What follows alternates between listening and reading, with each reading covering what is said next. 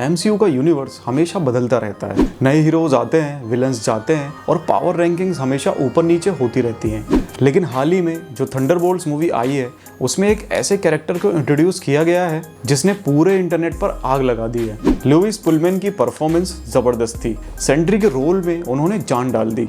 लेकिन इस एंट्री के साथ ही एक बड़ा सवाल खड़ा हो गया कि क्या ये नया पावर हाउस जिसके पास मिलियन एक्सप्लोडिंग सन्स की पावर है, थॉर ओडिनसन को हरा सकता है? सोशल मीडिया पे फुल ऑन डिबेट चल रही है, कौन है असली बॉस। रिसेंटली लुइस पुलमैन ने भी कहा है कि वो चाहते हैं सेंट्री और थॉर का एमसीयू में आमना सामना हो, और फैंस ऑलरेडी स्पेकुलेट कर रहे हैं उनके पॉसिबल क्लैश के बारे में in the upcoming doomsday story line. तो आज इस वीडियो में हम इसको अच्छे से एक्सप्लोर करेंगे। सिर्फ ये नहीं देखेंगे कि किसके पास ज्यादा मसल्स हैं, बल्कि उनकी जर्नी, उनकी कमजोरियां और उनकी लड़ाई सब कुछ डिटेल में समझेंगे। क्योंकि दोस्तों ये शायद एक ऐसी फाइट है जिसका कोई सीधा विनर नहीं है, तो एंड तक ये वीडियो जरूर देखिएगा।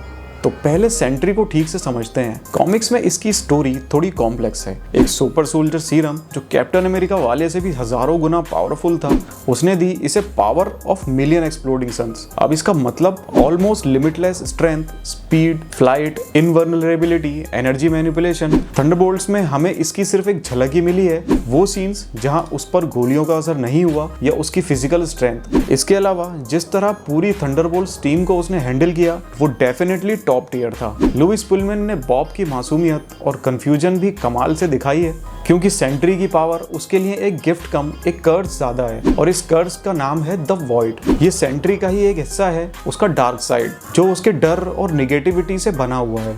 अब इसमें प्रॉब्लम क्या है? वॉइड भी उतना ही या शायद और ज्यादा पावरफुल है।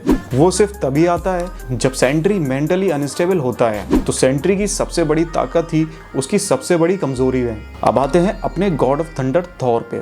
थॉर की जर्नी हम सब ने देखी है। पहले घमंडी प्रिंस, फिर लीडर, फिर सब कुछ खोया, एसगार्ड गया, फैमिली गई, म्योनिर भी टूट गया। एंड गेम में हमने उसे टूटते हुए देखा, फिजिकली और मेंटली। लेकिन थॉर की डिफाइनिंग क्वालिटी क्या है? उसकी वर्दीनेस सिर्फ म्योनिर उठाना नहीं है, वो उसके कैरेक्टर की स्ट्रेंथ है। रैग्नारॉक में भी म्योनिर टूटा, थॉर ने अपने ट्रू लाइटिंग पावर्स अनलॉक किए, और नाइडाविलियर याद है, एक मरते हुए स्टार की पूरी एनर्जी झेलना सिर्फ स्टॉर्म ब्रेकर क्रिएट करने के लिए। वो सिर्फ फिजिकल नहीं, विल पावर का भी अल्टीमेट टेस्ट था। थॉर ने सब कुछ सहा है और इसी वजह से वो मेंटली बहुत स्ट्रॉन्ग हो गया है। तो इसलिए जब थॉर और सेंट्री आमने सामने होंगे, ये सिर्फ पावर हाउसेस की टक्कर नहीं होगी, ये होगी सेंट्री की लिमिटलेस पावर वर्सेस थॉर की divine energy and durability. Sentry की मेंटल इनस्टेबिलिटी यानी कि वॉइड वर्सेस थॉर का कॉम्बैट एक्सपीरियंस। नई पावर वर्सेस पुराना अनुभव। सो गाइस, एनालिसिस के बाद मेरा कंक्लूजन ये है कि इस फाइट का कोई सिंपल आंसर नहीं है। अगर सेंट्री मेंटली स्टेबल रहता है तो थॉर का एक्सपीरियंस प्लस स्टॉर्म ब्रेकर उसे जीत दिला सकते हैं। लेकिन अगर वॉइड बाहर आ गया तो वो शायद सब पर भारी पड़े। लेकिन क्या वो जीत कहलाएगी? वो तो सिर्फ तबाही होगी। थॉर के लिए भी जीतना इजी नहीं है।